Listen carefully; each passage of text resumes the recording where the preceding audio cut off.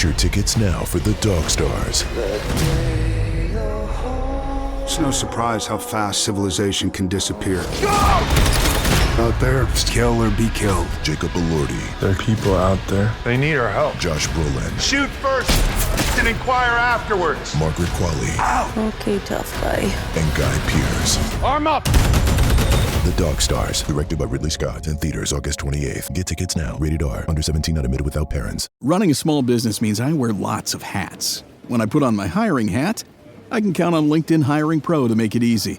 LinkedIn Hiring Pro helps manage my hiring workflow, puts my job post in front of a unique network of professionals, and matches me with the best candidates for my business. I can also share my job with my network. No other job site lets me do that. No wonder most small businesses say they'd use LinkedIn Hiring Pro again. Hire right the first time.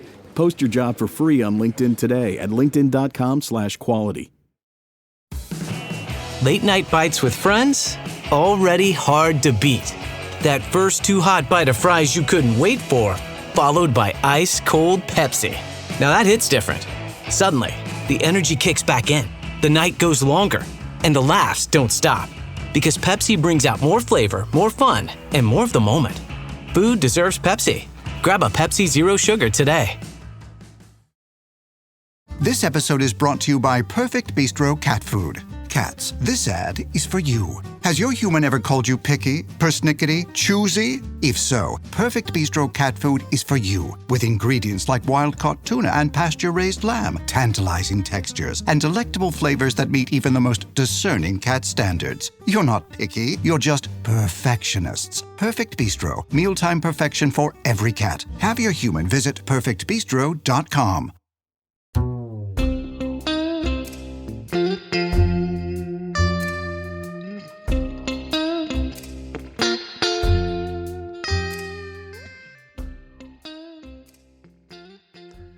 All right, this is Thad Bell with the KC Soccer Journal, and with me I have Coach Jess Smith from UMKC Women's program.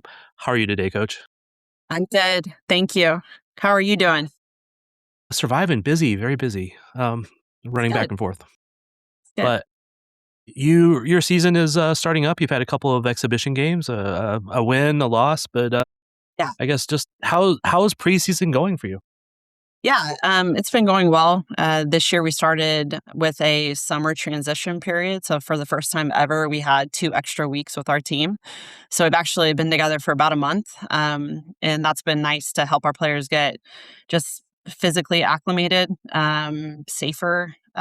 We've had, I would say, like less injuries this year because we have a little longer time together before we play matches. But it's been a good preseason so far. Lots of learning. Obviously, you got to help everybody get on the same page, and we have quite a few newcomers this year. So that's been important for us as we're training to really lay the foundation of how we're going to play, and then had the opportunity to play a couple of games already. And then we open at Iowa State on Sunday. So really excited for that. Can't believe, honestly, the regular season is here upon us, but I'm really excited about the first match and see how we do in that game.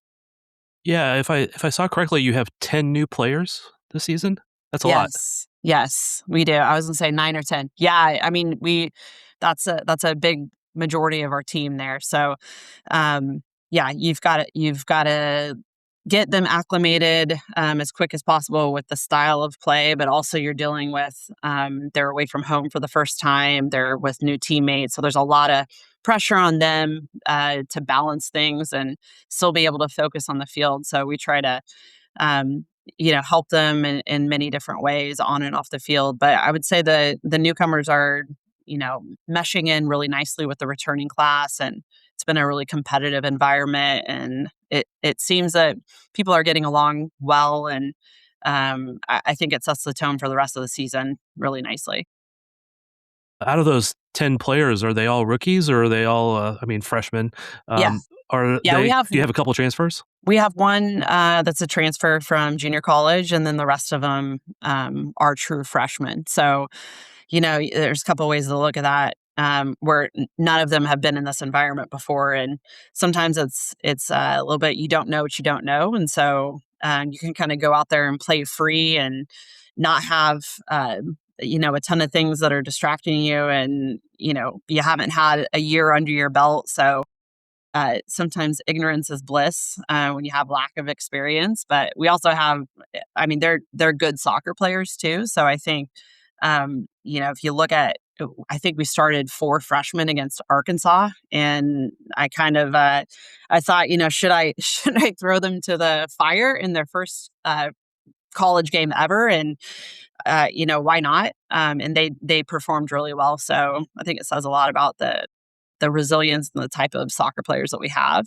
in that class. So, but it's been good so far.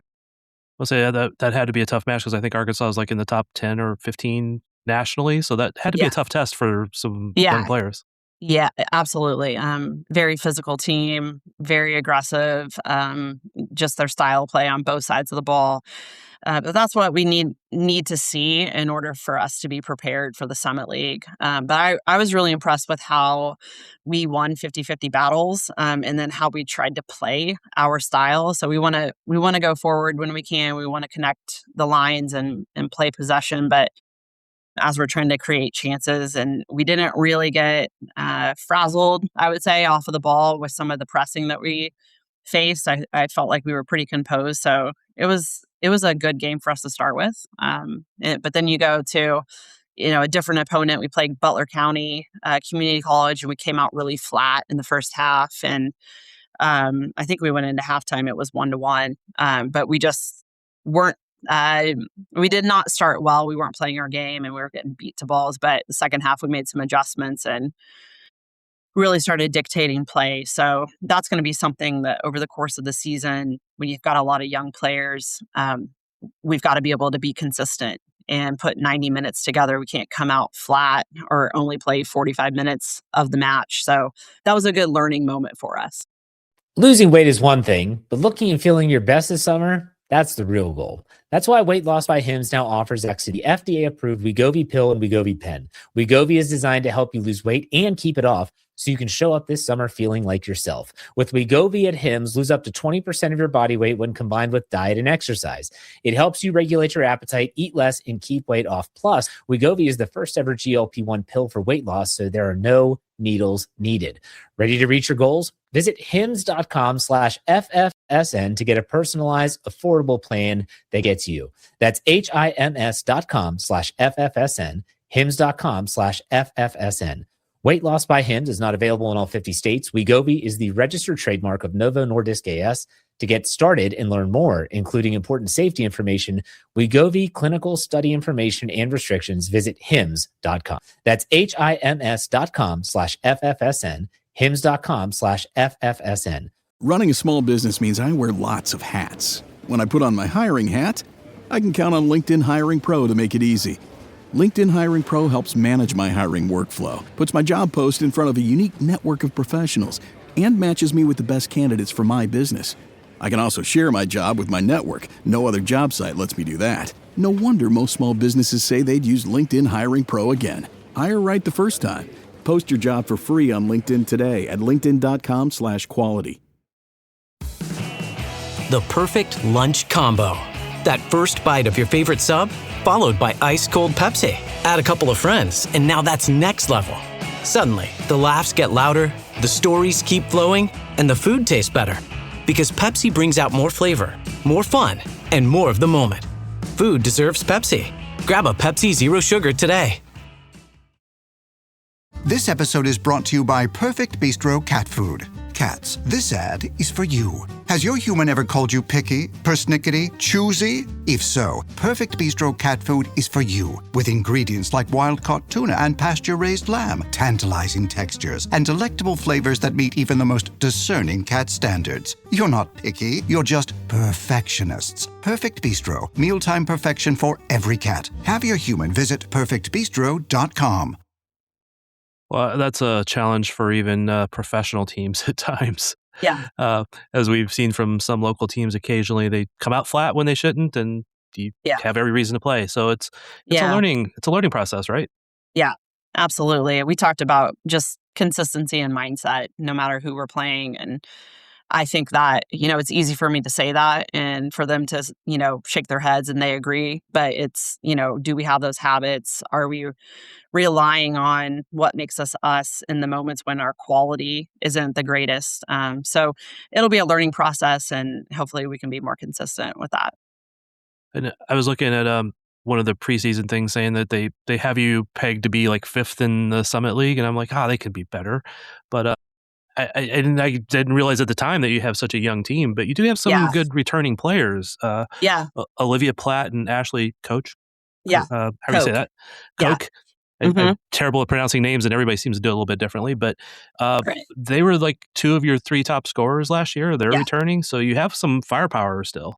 Yeah, we do have some really good pieces. And I think that those 2 players will, like, what we have around them is going to be, dangerous as well. So obviously we lose Delphina, who had 10 goals, but I think with some of the newcomers, we're going to get some more goal contribution from a wider range of players. Whereas last year, maybe we didn't have as many people score. So I think it'll be spread out a little bit. But yeah, we've got some, like, what Ashley does when she's getting into the attack and the way that she can finish is really powerful. She's hard to stop. So, and then Liv's playmaking, and then obviously last year she scored a lot of goals for us. We see both of them continuing to do that this year, and then hopefully elevating from where they were last year because they've got some different pieces around them. And so it'll be exciting to see how the attack, particularly how we can create goal scoring opportunities. I look forward to seeing both them play, but everybody as many times as I can. I'll get out there in person as many times as I possibly can. Appreciate that. It's always fun because I've tried to support both the men and women's teams there and get out there and shoot some and talk to you all at least once in a while. Yeah. But for you personally, did you started in 2020 here? Was that right? Yeah. Mhm. What a fun year to start being a coach at UMKC, huh? Yeah, I got first head coaching job, and then a month later, COVID. So yeah, it's been a challenge. But just like players, like, you try to develop every year and continue to get better. And I think I adapt now to adversity and challenges way better than I ever have. And, each year you get a little bit more experience, and, you just have to be able to adapt. And I would say, like, coming into, last year was a really important year for us. And I would say from a culture standpoint, we just had incredible leadership on the field. And we spent a lot of time working on our on and off field culture, and just, like, from a performance standpoint, like what we expect on the field and how we want to play, and just being consistent doing that, and just our mindset on both sides of the ball.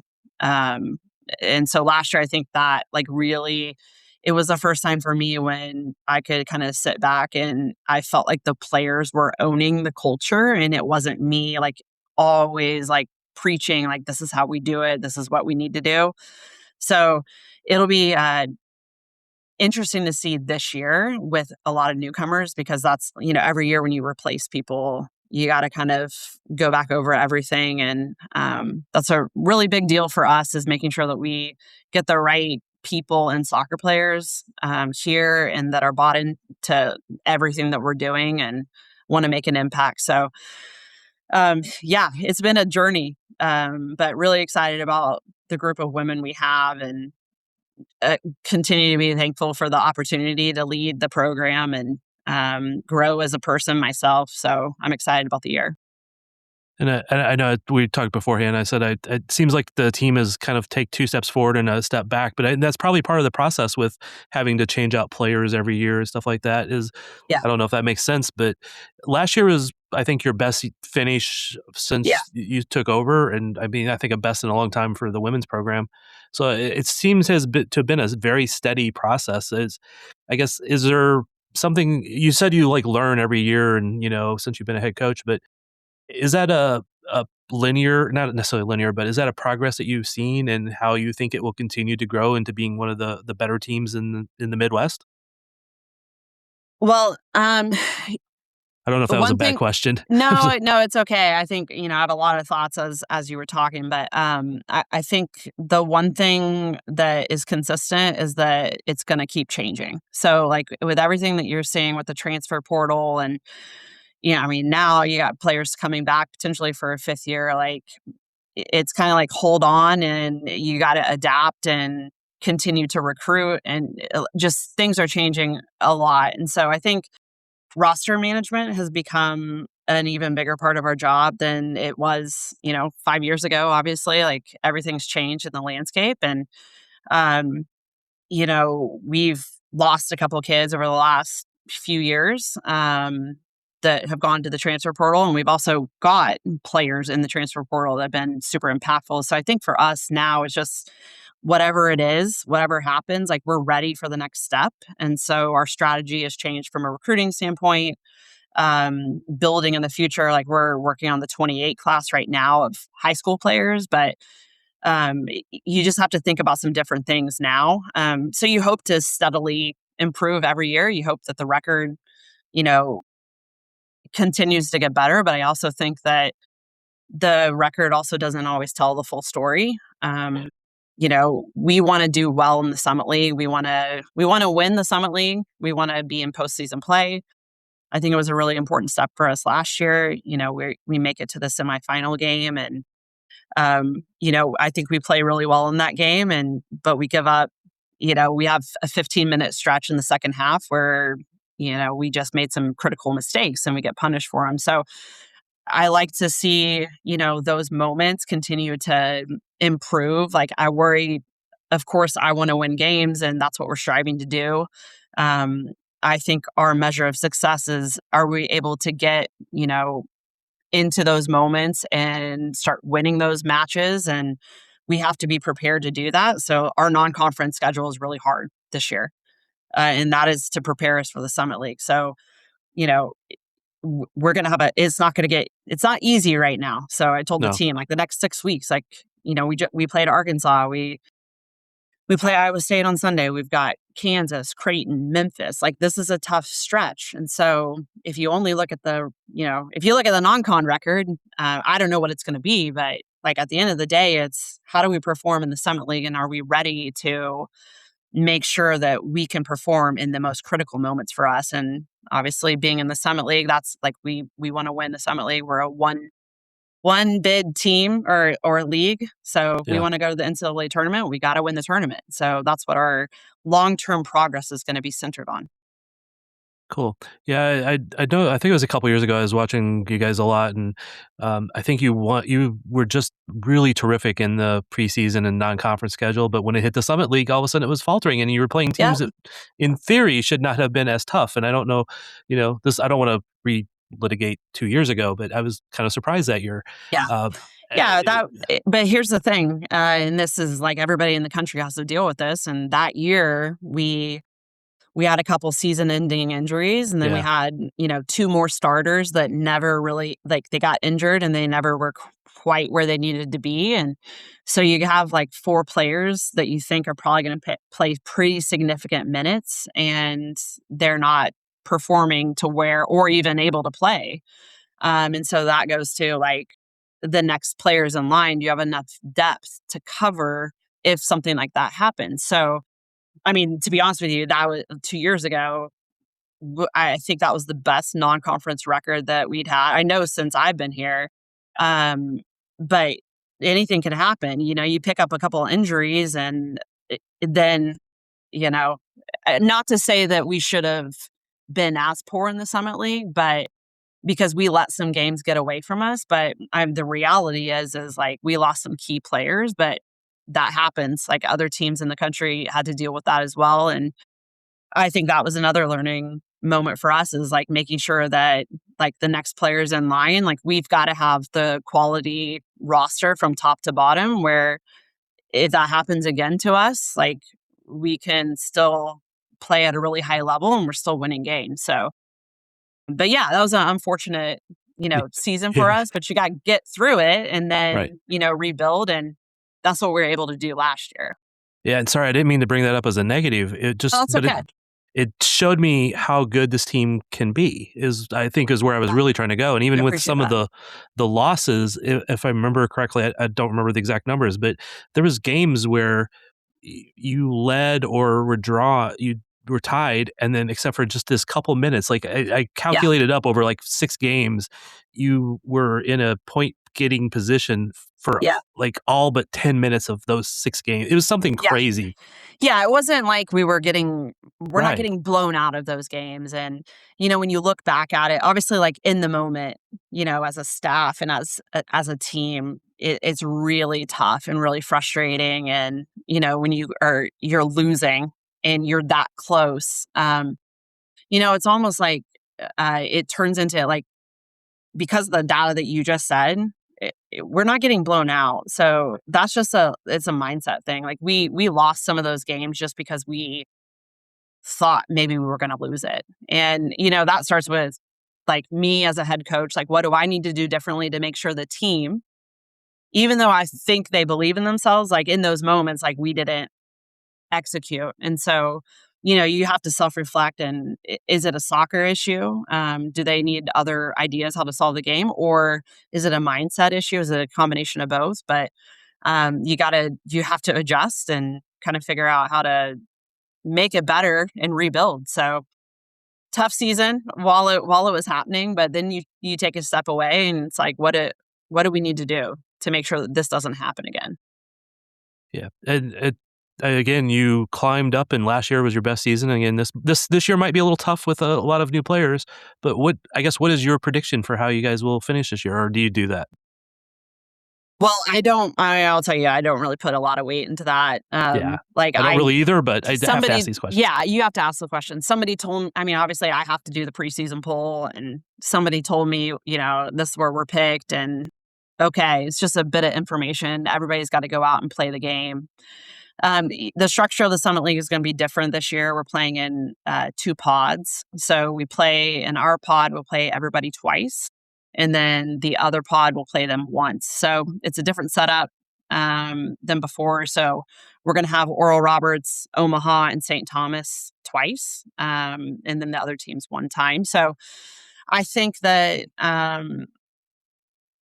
like I don't mind people thinking that we're not going to be picking us middle or towards the bottom. I believe in our team, our style of play, like what we're doing. And it's about making sure we stay in the present moment and we put ourselves in position to get results. And if we don't get the result, like we've got to make adjustments, right? And I think if you look at last year too, I think we win. If we give up 10 less goals, like we win a few more games. And so that's something that, our defensive organization, like right off the bat, we knew in the moment, like it had to be better, but is a different emphasis for us this year. Like, soccer is a pretty simple game. You got to score more goals than the other team. I think we can score. We proved that last year, but we've got to be better when we don't have the ball. And I think we made some good strides right now already, but we have to be really consistent. And I think, if we make it tough for people to score against us, we're going to generate a lot on the other end. So I think anything can happen in the league. It's a tough league. It goes down to the last game of the weekend or last 2 games every year since I've been here. So it's not going to be, a blowout, and we have to believe no matter what's happening that we have an opportunity. Running a small business means I wear lots of hats. When I put on my hiring hat, I can count on LinkedIn Hiring Pro to make it easy. LinkedIn Hiring Pro helps manage my hiring workflow, puts my job post in front of a unique network of professionals, and matches me with the best candidates for my business. I can also share my job with my network. No other job site lets me do that. No wonder most small businesses say they'd use LinkedIn Hiring Pro again. Hire right the first time.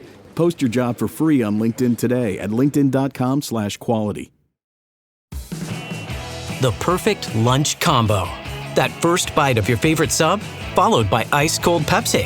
Add a couple of friends, and now that's next level. Suddenly, the laughs get louder, the stories keep flowing, and the food tastes better.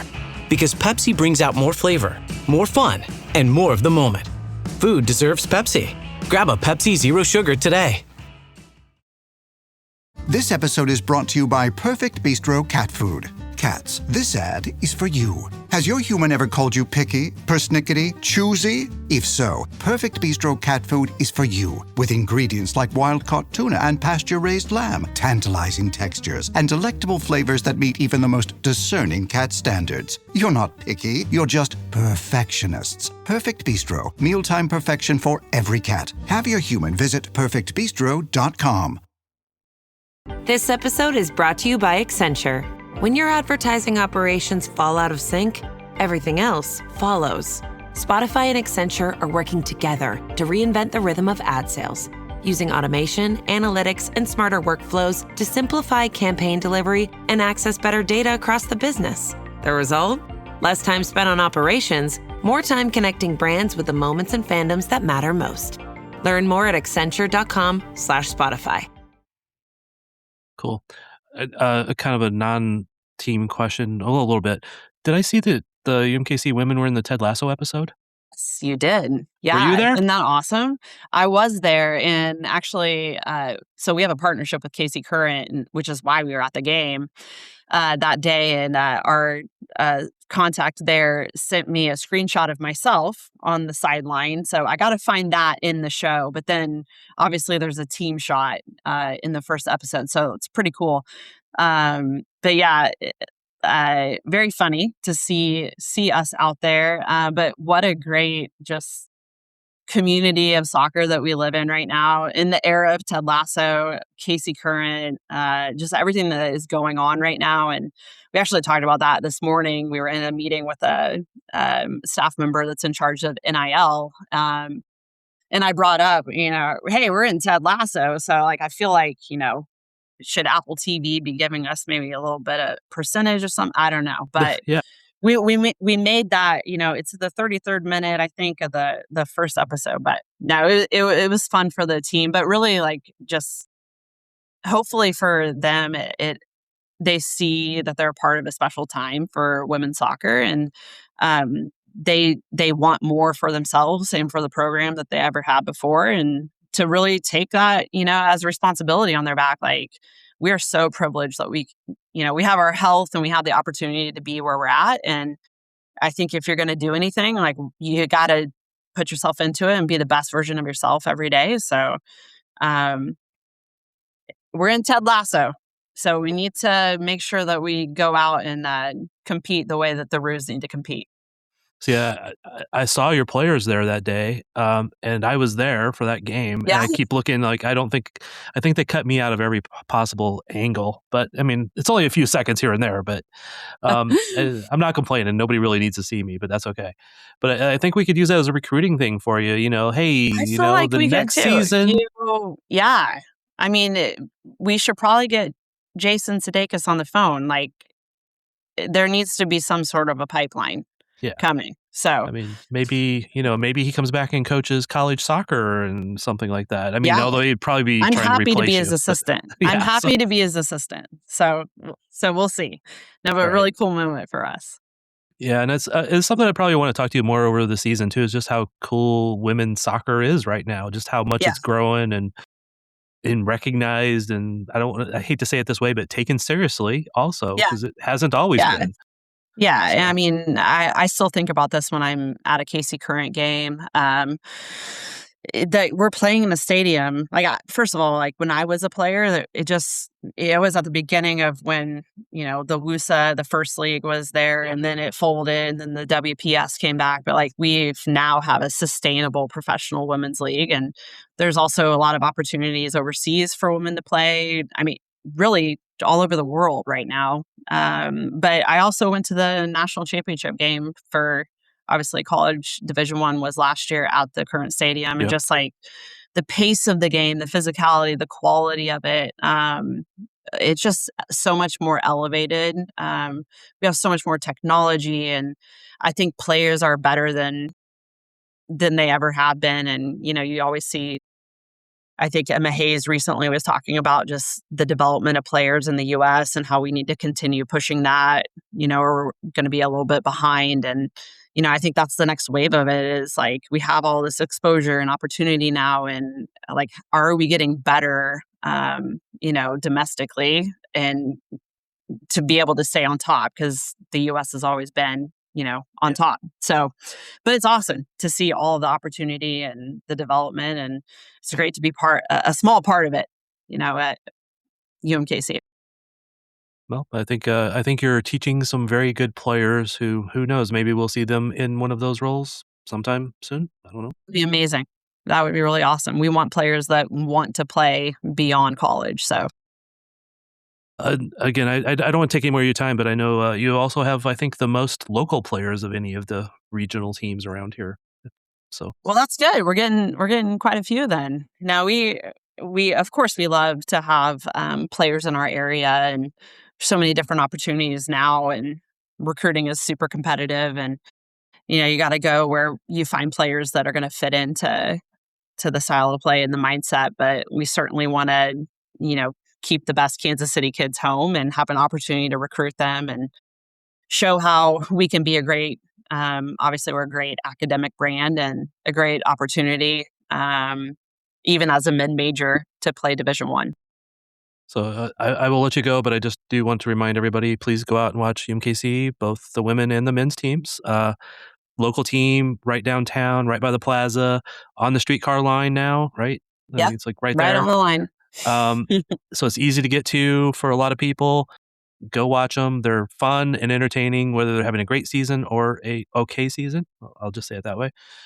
So I appreciate the time, Coach. I hope to talk to you again over the next couple of weeks and Absolutely. see how some games have went, and hopefully I'll see you in person. Yeah. And I appreciate your time. Thanks so much, and I appreciate the support and look forward to chatting with you soon.